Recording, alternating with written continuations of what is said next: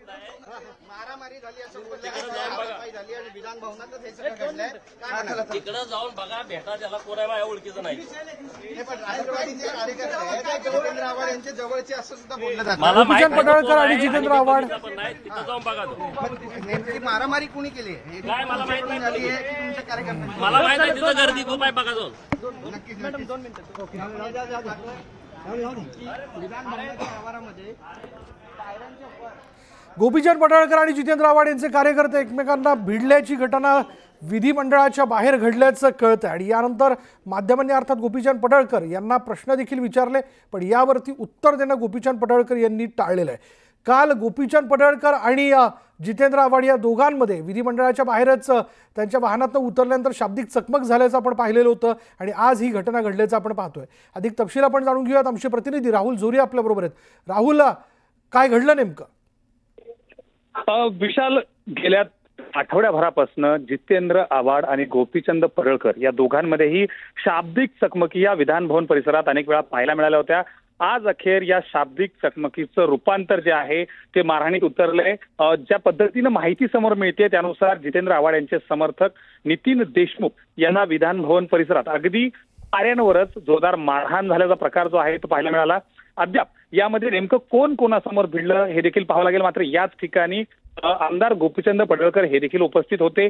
त्यांना मात्र मारहाण झाली का हे देखील पाहावं लागेल. मात्र ज्या पद्धतीनं आपण बघितलं की विधान भवनाच्या अगदी परिसरात ज्या पद्धतीनं तुंबळ हाणामारी जी आहे ती पाहायला मिळाली. एकंदरीत बघितलं तर मागच्या आठवड्याभरापासून सुरू असणाऱ्या शाब्दिक चकमकीचं रूपांतर ज्या पद्धतीनं विधान भवनाच्या अगदी पायऱ्यांवर आपण बघतोय की विधिमंडळात अनेक येताना पासेस जे आहेत ते देखील बघून तपासून दिले जातात. प्रत्येकाचीच कसून चौकशी केली जाते. मात्र ते देखील एवढ्या मोठ्या प्रमाणावर पासेस दिले गेले कसे आणि ज्यांनी मारहाण केली या पद्धतीनं काय घडले हे देखील पाहावं लागेल. विशाल, धन्यवाद राहुल या सगळ्या तपशिलाबद्दल. तर ही दृश्य आपण बघतोय. तुमच्या कार्यकर्त्यांनी मला माहित नाही, तिथं गर्दी खूप आहे बघा जाऊन. नक्कीच 2 मिनिटं. विधान भवनाच्या आवारामध्ये पायऱ्यांच्या वर मारामारी झालेली आहे. विधान भवनाच्या आवारामध्ये काल गोपीचंद पडळकर आणि जितेंद्र आव्हाड यांच्या शाब्दिक चकमक झाली होती आणि त्यानंतर आज असं कळतंय की विधिमंडळाच्या बाहेरचा जो भाग आहे त्या आवारात गोपीचंद पडळकर आणि जितेंद्र आव्हाड यांचे कार्यकर्ते जोरदार भिडले. दोघांमध्ये हाणामारी झालेली आहे आणि यावरतीच गोपीचंद पडळकर यांना प्रश्न विचारण्याचा माध्यमांनी प्रयत्न केला. ज्यावेळेस ते पुन्हा एकदा विधिमंडळात येत होते त्यावेळी मात्र त्यांनी माध्यमांशी बोलणं टाळलेलं आहे. मला याबद्दल काही माहीत नाही, आपणच तिकडे जाऊन बघा, प्रचंड गर्दी आहे, असं उत्तर त्यांनी माध्यमांना देऊ केलेलं आहे. काल नेमकं काय घडलं होतं बघा. काल गोपीचंद पडळकर काय बोलले होते त्यांच्या गाडीतनं उतरताना तो व्हिडिओ आपण बघूया.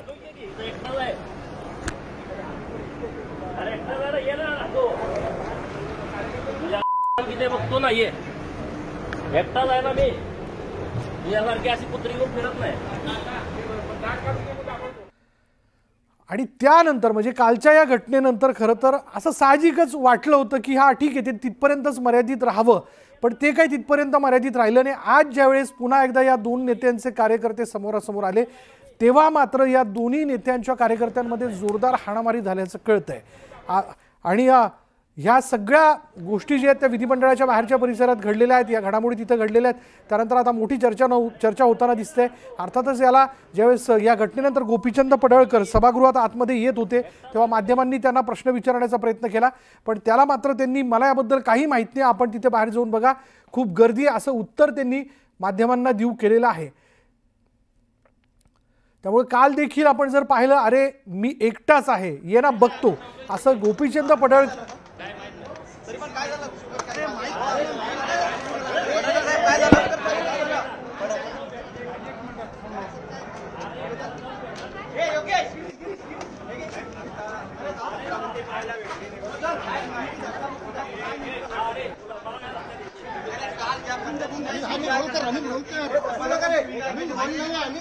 शिवीगाळ केली.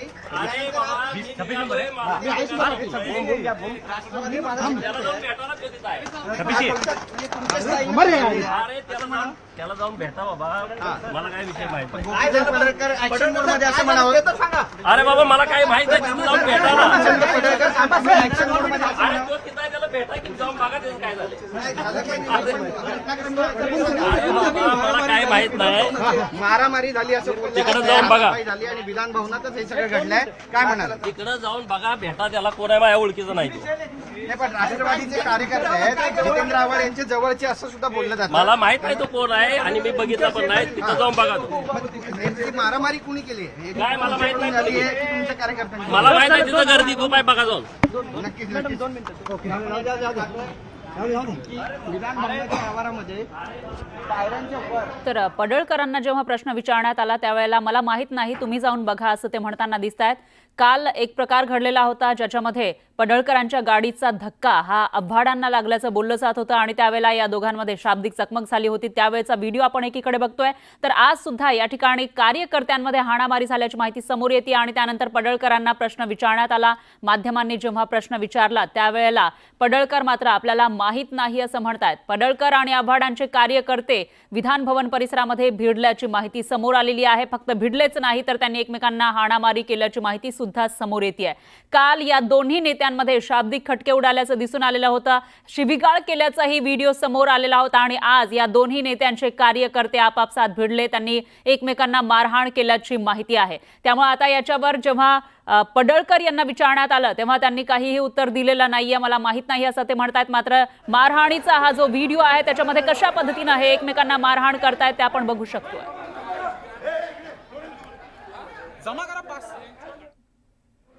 तर विधिमंडळ परिसरातली ही दृश्य या ठिकाणी पडळकर आणि आव्हाडांचे कार्यकर्ते एकमेकांना मारहाण करताना दिसत आहेत. एकमेकांची कॉलर पकडून मारहाण करताना दिसून येत आहेत. तर एकाच्या शर्टचे बटन सुद्धा तुटल्याचं आपण या दृश्यांच्या माध्यमातून बघू शकतोय. एक्सक्लुझिव्ह अशी ही दृश्य आहेत विधिमंडळ परिसरातली. सध्या अधिवेशन सुरू आहे, पावसाळी अधिवेशन सुरू आहे आणि हे अधिवेशन वादळी ठरतंय. सभागृहामध्ये चर्चा होतीये. मात्र त्याचबरोबर सभागृहाच्या बाहेर विधिमंडळ परिसरामध्ये अशा पद्धतीनं खटके उडाल्याचं आपण बघितलं होतं नेत्यांचे आणि त्यातच आता कार्यकर्ते भिडल्याचं दिसून येते. आणि या विषयी अधिक माहितीसाठी आपले प्रतिनिधी राहुल झोरी हे आपल्यासोबत जोडले गेलेले आहेत फोन लाईनवरून. राहुल, काय सांगाल?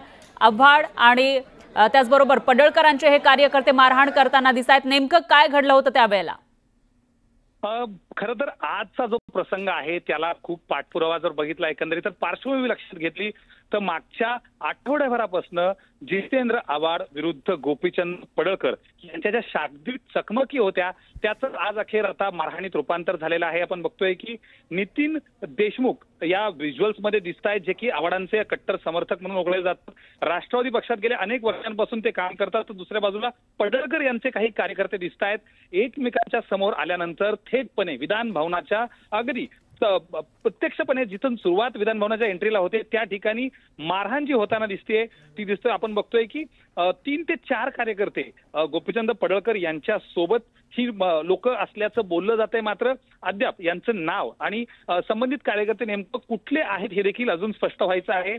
संबंधित सुरक्षा यंत्रणांनी अर्थात या सगळ्यांना ताब्यात घेतलेलं आहे. पण आपण बघतोय की ज्या पद्धतीनं हा गोंधळ पाहायला मिळाला एक थेटपणे सभागृहाच्या एंट्रीलाच अशा पद्धतीचा एक मारहाणीचा गोंधळ विधान भवन परिसर आपण वारंवार बोलतो की ज्या पद्धतीनं इथं प्रत्येकानं सभागृहाची गरिमा जी आहे ती मेंटेन करावी. मात्र आज अखेर थेटपणे विधिमंडळातील चौथऱ्यावरच हा हाणामारीचा बरोबर. राहुल, आता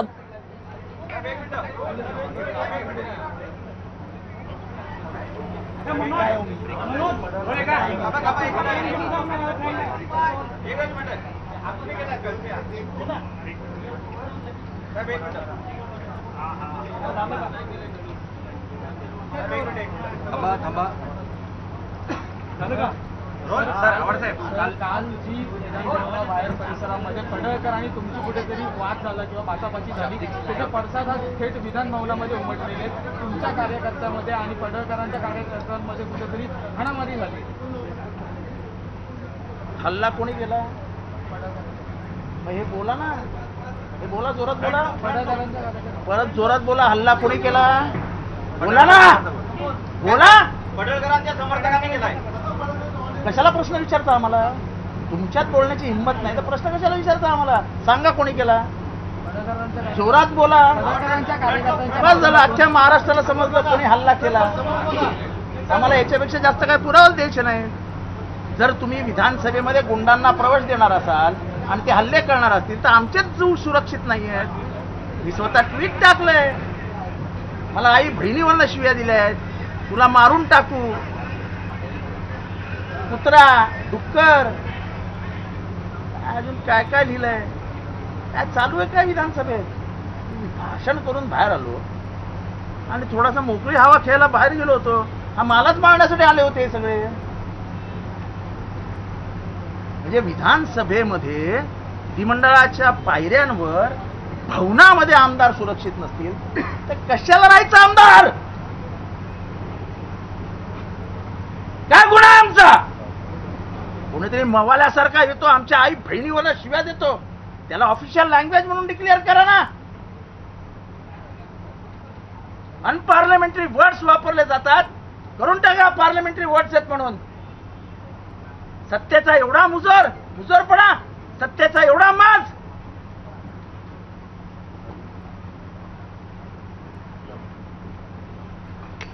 तर आव्हाडांची ही प्रतिक्रिया आलेली आहे. आव्हाड संतापल्याचं दिसून आलेलं आहे. जे शिवीगाळ केली जाते, आई बहिणीवरून शिवीगाळ केली जाते, त्या शब्दांना पार्लमेंटरी वर्ड करा, घोषित करा असं या ठिकाणी म्हटलेलं आहे आव्हाडांनी. आणि त्याचबरोबर कोणी मारहाण केली असा सवाल सुद्धा त्यांनी उपस्थित केला आहे. पडळकरांच्या कार्यकर्त्यांनी मारहाण केल्याचा आरोप केला जातोय. त्यामुळे आता पडळकर यावर काय स्पष्टीकरण देणार तेही बघावं लागेल. आणि पुन्हा एकदा जाऊयात आपले प्रतिनिधी उदय जाधव यांच्याकडे. उदय, काय सांगाल? आताच आपण बघितलं जितेंद्र आव्हाड हे एकीकडे आक्रमक झालेले होते तर दुसरीकडे पडळकर मात्र म्हणतायत नेमकं काय घडलं ते आपल्याला माहित नाहीये. एक्झॅक्टली काय घडलं होतं, कशावरून या दोघांच्या कार्यकर्त्यांमध्ये वाद झाला होता?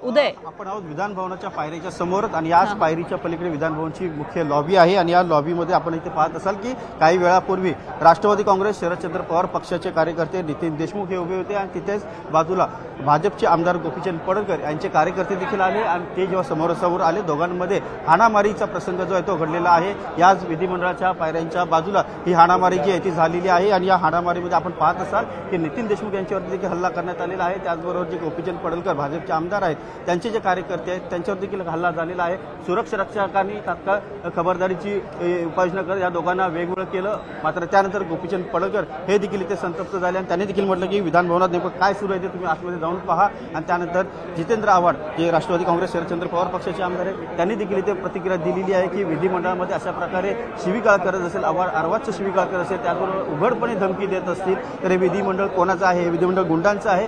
हे सत्ताधारी पक्षातले जे आमदार आहेत ते उघडपणे आमदारांना धमक्या देत आहेत. आणि धमकी देत असताना आपण इथे पाहत असाल की अशा प्रकारे जर इथे हाणामारीचा प्रसंग विधिमंडळ होत असेल तर निश्चितच लोकशाहीसाठी हे शोभणार नाही आहे. विधिमंडळ हे लोकशाहीचं मंदिर समजलं जातं आणि याच लोकशाहीच्या मंदिरामध्ये हात उगारले जात आहेत, हाणामारी केली जात आहे. हे महाराष्ट्राच्या राजकीय संस्कृतीमध्ये न बसणारं चित्र आज इथे आपल्याला पाहायला मिळालेलं आहे. विधान भवनाच्या पायऱ्यांच्या बाजूला जी मुख्य लॉबी आहे त्या लॉबीच्या दारातच हा प्रसंग जो आहे तो घडलेला आहे. राष्ट्रवादी काँग्रेस शरदचंद्र पवार पक्षाचे कार्यकर्ते नितीन देशमुख आहेत आणि नितीन देशमुख आणि गोपीचंद पडळकर यांच्या कार्यकर्त्यांमध्ये ही हाणामारी जी आहे ती झाल्याचा व्हिडिओ समोर आलेला आहे.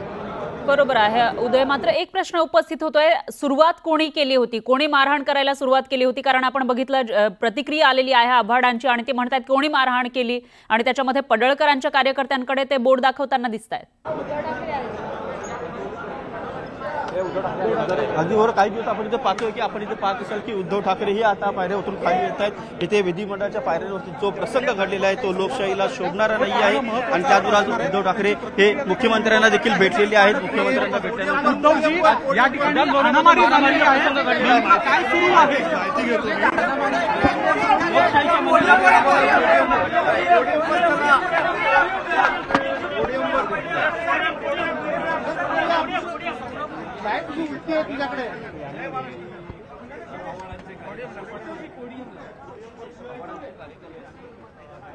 तर उद्धव ठाकरे त्या ठिकाणी पोहोचलेले आहेत आणि याविषयीची माहिती घेतो असं ते म्हणतात. आपले प्रतिनिधी त्यांना प्रश्न विचारण्याचा प्रयत्न करतायत, त्यामुळे यावर काही प्रतिक्रिया येते का ते बघावं लागेल. उदय जाधव आपले प्रतिनिधी त्या ठिकाणी उपस्थित आहेत आणि जो प्रसंग घडलेला आहे तो प्रसंग उद्धव ठाकरेंना दाखवला जातोय। जी हाणामारी झालेली आहे ती दाखवली जाते आणि त्यावरून उद्धव ठाकरे ही आश्चर्य व्यक्त करताना दिसून येत आहे। त्यामुळे आता यावर त्यांची काय प्रतिक्रिया आहे तेही बघावं लागेल।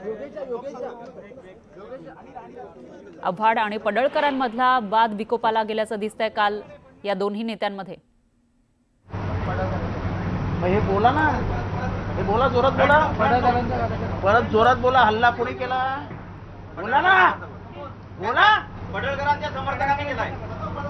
कशाला प्रश्न विचारता आम्हाला? तुमच्यात बोलण्याची हिंमत नाही तर प्रश्न कशाला विचारता आम्हाला? सांगा कोणी केला? जोरात बोला। बस झालं, अख्ख्या महाराष्ट्राला समजलं कोणी हल्ला केला। आम्हाला याच्यापेक्षा जास्त काय पुरावा द्यायचे नाही। मग तो कोणी असेल ज्यांनी त्यांना पास दिले त्यांचं नाव आलं पाहिजे समोर, कारण हा अधिकार शेवटी अध्यक्षांचा असतो। अध्यक्षांची पण दिशाभूल केली गेली का हा पण विषय आहे। मात्र अशी मारामारी आणि आमदारांना धक्काबुक्की, ही गुंडागर्दी आता विधान भवनापर्यंत पोहोचली असेल तर मग हे फार अवघड आहे। ताबडतोबीने गृहमंत्र्यांनी आणि मुख्यमंत्र्यांनी सगळे विषय सोडून या गुंडांवरती आणि त्या गुंडांच्या पोशिंद्यांवरती कडक कारवाई केलीच पाहिजे।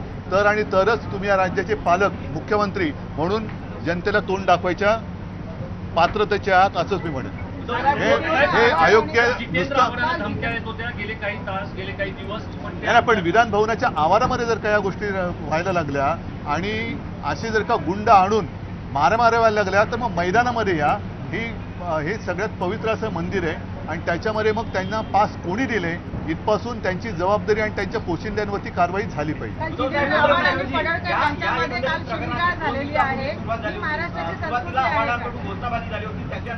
बघा, विधान भवनाच्या बाहेर हा एक विषय आणि विधान भवनात या प्रांगणामध्ये जे काय होतं हे अत्यंत गंभीर आहे। जर लोकप्रतिनिधींना अशा पद्धतीने मारहाण होत असेल किंवा धक्काबुक्की होत असेल आणि विशेष म्हणजे गुंड आत आणण्यापर्यंत पाळी जात असेल तर मग शेवटी विधान भवनाचं महत्त्व राहिलं काय?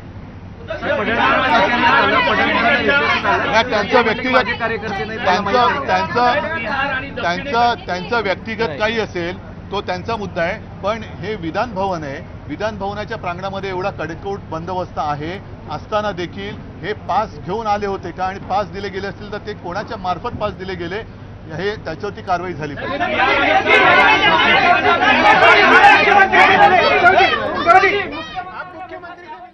तर उद्धव ठाकरेंनी काही प्रश्न उपस्थित केलेले आहेत आणि ते म्हणतात कोणी पास दिले होते, जे मारहाण केलेली आहे ज्या कार्यकर्त्यांनी त्यांना कोणी पास दिले होते असा सवाल त्यांनी उपस्थित केला आहे आणि त्यांच्यावर कारवाई झाली पाहिजे असंही उद्धव ठाकरे यांनी म्हटलेलं आहे। तर विधिमंडळ परिसरामध्ये हे कार्यकर्ते आपापसात भिडलेले होते आणि पडळकर त्याचबरोबर आव्हाड यांच्यामध्ये कालही वाद झाल्याचं दिसलं होतं, पण आज त्यांचे कार्यकर्ते आपापसात भिडले, त्यांनी एकमेकांना मारहाण केलेली आहे। शर्ट ओढताना इथं कार्यकर्ते दिसत आहेत। हल्ला कोणी केला? हे बोला ना, हे बोला, जोरात बोला, परत जोरात बोला। हल्ला कोणी केला? बोला ना, बोला। पडळकरांच्या समर्थकांनी केलाय। कशाला प्रश्न विचारता आम्हाला? तुमच्यात बोलण्याची हिंमत नाही तर प्रश्न कशाला विचारता आम्हाला? सांगा कोणी केला? जोरात बोला। अध्यक्षांची असते, त्यामुळे अध्यक्षांच्या निर्णयावर कुठली प्रतिक्रिया देणं काही बरोबर नाही।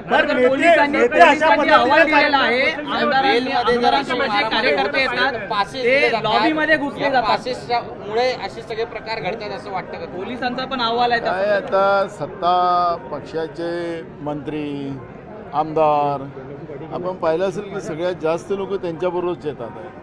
आता आखरी सत्ता पक्षाने ज्या पद्धतीने इथं गर्दी जमा करून ठेवलेली आहे त्याचेच हे परिणाम आहेत, पण हे इथलं जी घटना झाली त्याचं समर्थन मी करतो। काही स्पेअर केलं जाणार नाही वाटतंय।